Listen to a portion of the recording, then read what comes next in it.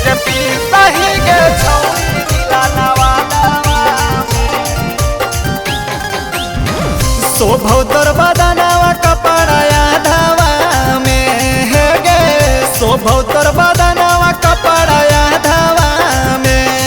एक पीस ही गे छौड़ी जिला नवादा में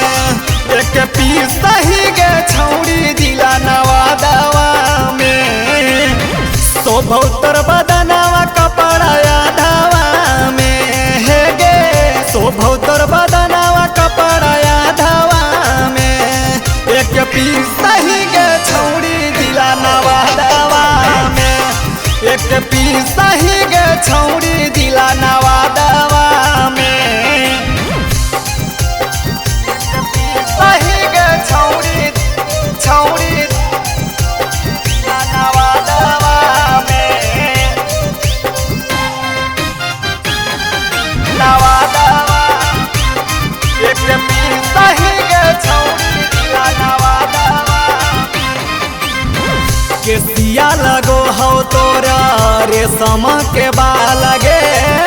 अखिया नसीली तोरा कैले हो धमाल गे कैले हो धमाल गे केसिया लगो हो तोरा रेशम के बाल गे अखिया नसीली तोरा कैले हो धमाल गे कतना बढ़िया लगो ही नाम राधावा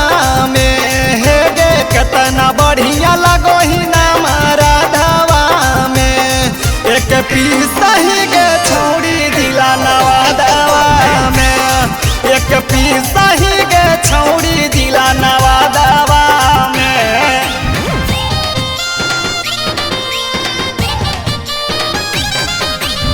सही गे छौड़ी छौड़ी जिला नवादा में नवादा एक पीस ही गे छौड़ी जिला नवादा बलियो बेजोड़ शोभौ छौड़ी तोरा काना गे मितल मनीषावा कहो सुपर समान गे सुपर समान गे बलियो बेजोड़ शोभौ छौड़ी तोरा काना गे मितल मनीषावा कहो सुपर समान गे भूसी के सुतेल खोजो ही राजेश के गादावा में हे गे भूसी के सुतेल खोजो ही राजेश के गादावा में एक पीस ही गे छौड़ी जिला नवादा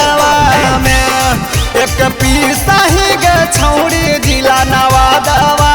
में सवेरा फिल्म्स रिकॉर्डिंग स्टूडियो शाहपुर चौक देवन बिघा।